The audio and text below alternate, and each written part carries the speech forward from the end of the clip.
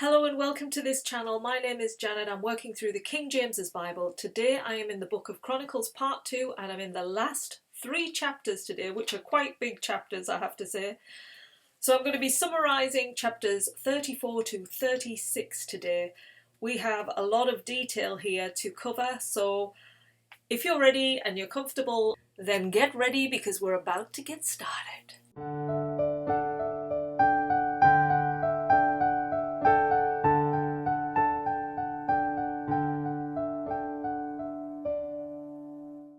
So yesterday's video left off where King Ammon was killed by his servants. He only reigned for 2 years in Jerusalem. Now we have his son that has taken over the reins. His name is Joshua and he was elected by the people. Now he's only 8 years old when he becomes king, but he reigns for 31 years.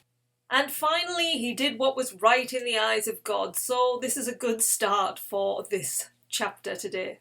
It says he did not turn to the left or he did not turn to the right.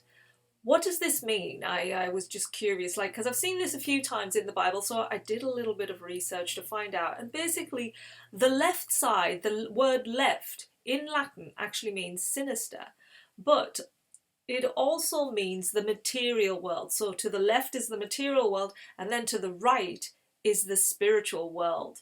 So those two different worlds that we often feel we have in our lives. We feel like we've got a devil on one side and an angel on the other. It's like that.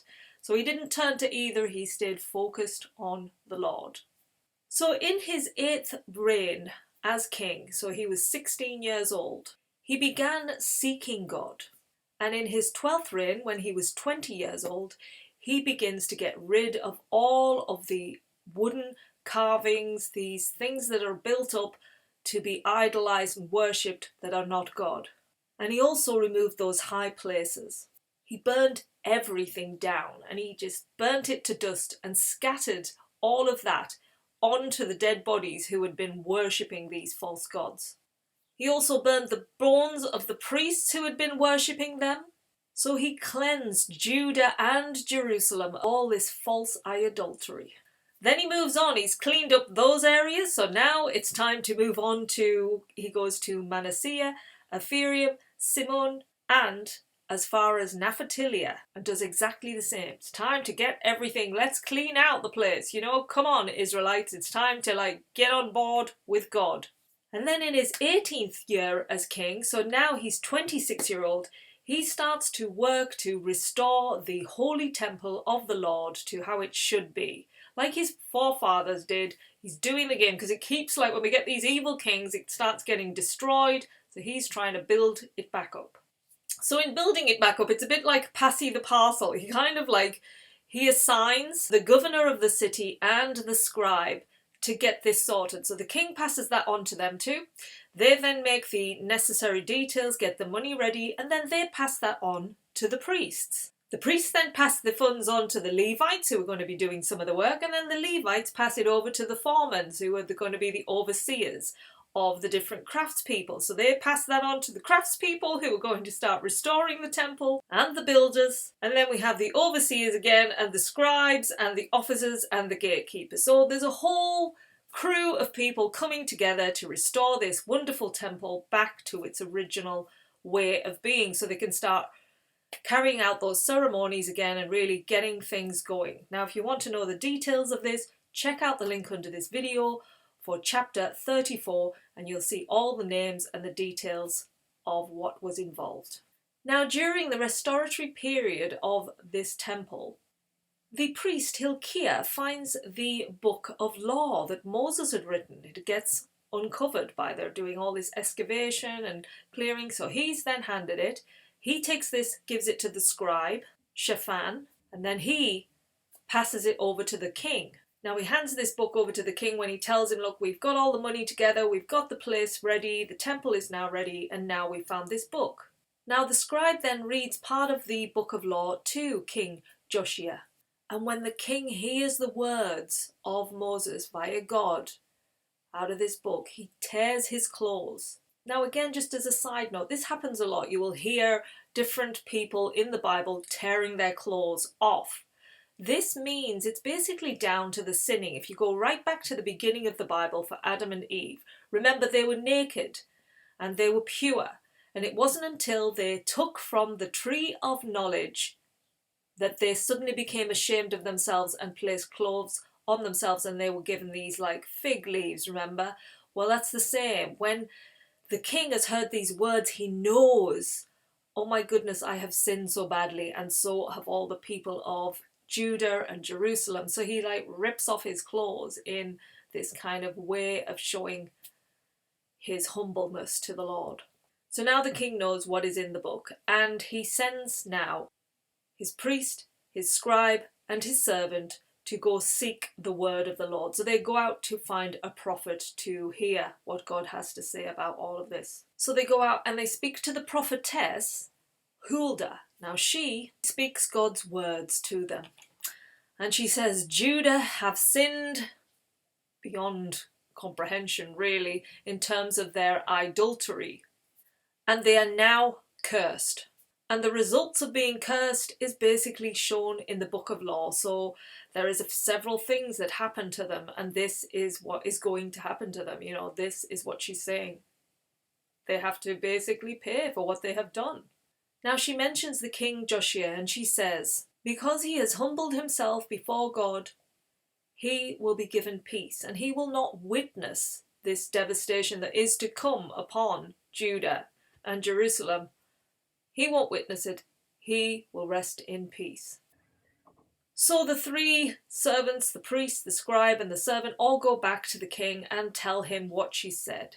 So the king, immediately upon hearing this, he calls forth all the elders, all of the people around of Judah and Jerusalem. He gets them there and he makes sure that they all hear the book of law by Moses. So they are going to be hearing what is in it, so they all know what is expected of them. Then King Joshua stands and he makes a covenant with God, and it is to keep God's laws.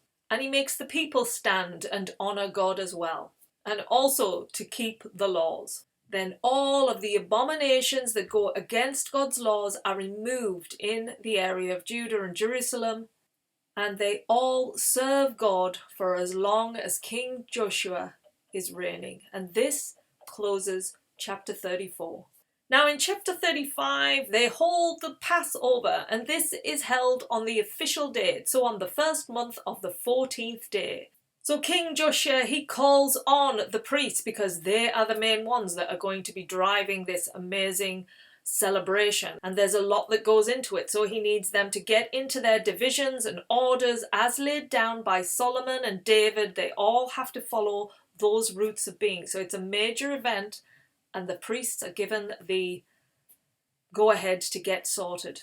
Now we also learn that the Ark of the Covenant has not been at rest in all of this time, and it also has been moved by those evil kings. So it is going to be placed back into where it should be and finally be at rest, because they are now following God's laws and they're going to be carrying out this Passover, which is a gratitude to God. So now that everything, the priests are in order, the Ark of the Covenant is back in its place, they've got the temple restored, now it is time to carry out the Passover ceremony. So there is, as you know, with this is a lot of sacrifices and the slaughtering of lambs as offerings to the Lord. So the king himself, he gives his possessions to offer these, offerings to the Lord, and he offers 30,000 lambs and also 3,000 cattle. The leaders as well give to the priests. They give 2,600 from their flocks, and they give 300 cattle. The chief Levites now give to the Levites, and they give 5,000 from their flock and 500 cattle. So the priests that are now in their divisions, as they should be, carry out these sacrificial Passover offerings. So these burnt offerings are laid down towards God, and it is as exactly was written in the book of Moses. So the procedure is as that is shown. And the people eat these offerings because that's how it works, and it goes on till the night, because you can imagine there's a lot going on there. There's a lot of animals that are being sacrificed, and there's a lot of people there, so it takes right up until the night. They also have singers in place and the gatekeepers are in place, so it's protected. They've got music which is joyous to the Lord. King David was the one who started that. It was like a way of giving glory to the Lord by bringing these musicians in. Now the Passover celebrations last for 7 days, and it's during the 18th reign of King Joshua that this Passover is officially being celebrated as it was exactly written down in the book of Moses, which is God's word. Now, as they have reached such unity with God, we have a little sidestep taken by King Joshua. We hear that the king of Egypt, his name is Necho, he is going to war at Carchemish, which is near the Euphrates. And King Joshua, he goes out against him to attack. It wasn't his war. King of Egypt said, "Why are you here? I'm not at war with you. Go back." He's kind of saying, this is my war with this land here only. And this is a message through the king of Egypt from the Lord. It's telling him to go back, don't meddle in this business. But King Joshua, he does not listen and he carries on, gets in a disguise and he goes to war. And they fight in the valley of Megiddo. Now during this battle, the archers end up shooting an arrow in to the body of King Joshua. So he's badly wounded and he calls for his servants to take him back. They get him in his chariot and they take him back to Jerusalem. And sadly, this is where he dies. So he is again buried along with his fathers in the city of David, in one of the tombs there. Now all of Judah and Jerusalem mourn his death. This is a big sad sorrow for them all because they have come so close to God with him by their side. And this deep sorrow is carried on. It becomes a custom that they remember this great king. Now the rest of the acts, if you want to read those, are in the book of Kings about King Joshua. So check that out if you want to learn more. And this closes our chapter 35 for today. So now we're moving on to the grand final chapter, chapter 36, which is going to be covering 4 kings. And we know this is the great demise of Judah and Jerusalem. You know, this is where we have left off when we read the book of Kings. If you've read the book of Kings, you know that they have become captives to Babylon. So we are going to see how this all pans out. So Jehoahaz, he is the son of Joshua, and he is to be the new king of Judah. And what an act he has to follow after his father. Now he's 23 years old when he takes the reign, and he only lasts for 3 months. What happens to him is the king of Egypt, Necho, he comes and disposes of him. And he puts Jerusalem under tribute. So they now have to pay him 100 talents of silver and gold. He then puts Jehoahaz's brother in line as king. So he's taken him back to Egypt with him. And then he's put his brother on the throne, whose name is Eliakim. But he doesn't leave him with that name. He changes his name. So he is now to be known as Jehoiakim. Now Jehoiakim is 25 years old when he suddenly finds himself as king over Jerusalem, and he reigns for 11 years. Now sadly he does evil in the eyes of God. So God brings up the king of Babylon. His name is Nebuchadnezzar. It sounds a bit like Arnold Schwarzenegger, similar name. So he comes up against him and he carries him off to Babylon. He also takes articles from God's temple and he takes them to Babylon and puts them in his own temple. Now the rest of King Jehoiakim's acts can be found in the book of Kings. So we finish off here with his. So he's been taken to Babylon, so again, they've lost their king. So who's next in line to be king? His son, Jehoiachin. He becomes king over Judah and he's only 8 years old when he finds himself as king. He only lasts for 3 months and 10 days. He did evil in the eyes of God. Now at the turn of the year, the king of Babylon summons him to him and he's taken to Babylon. And again, they take more articles from God's temple along with them. And then he makes Zedekiah king over Judah and Jerusalem.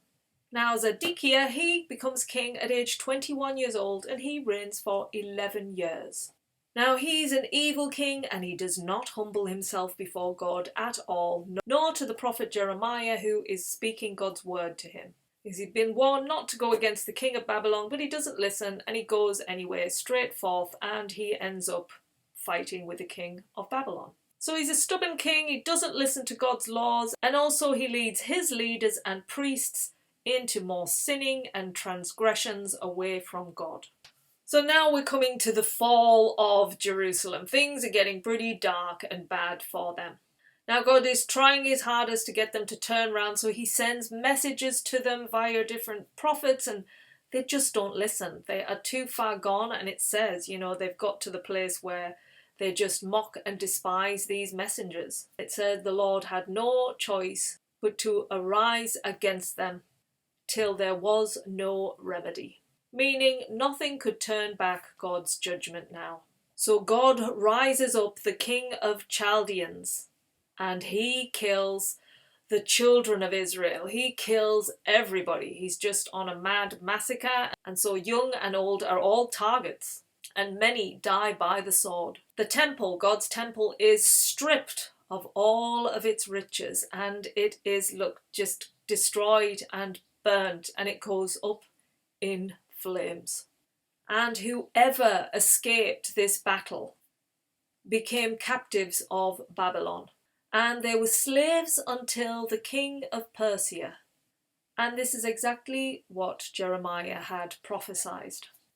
Now the children of Israel that were remaining and were captive in Babylon, they stay there until the promised land is at rest, because it has been through turmoil with these people on it. So it is dormant now, and it stays that way. And it says it enjoyed the Sabbath, the rests, for 70 years. That's how long it was required to have this time. And now as we're coming to the close of this chapter, we have a glimmer of hope.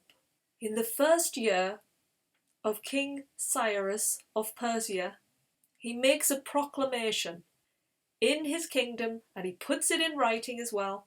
And he says, all the kingdom of earth given to me by God, he has commanded me that I build him a house in Jerusalem, which is in Judah. Who is among you all of his people, he says. And then he says, may God be with you, and let him go up. And this closes our chapter for today and closes the book of Chronicles too. So this is our light of hope, that these remaining ones that have gone through this captivity, who must or should, or we hope, will have learned what happens when they go against God's laws. And they have now got the opportunity to go back to this land and build up a better nation. So we shall see as we move into the next books within the King James's Bible. If you're ready to hear more and find out where this story is going to go, then keep following on, and I will see you in the next video. Thank you for your time.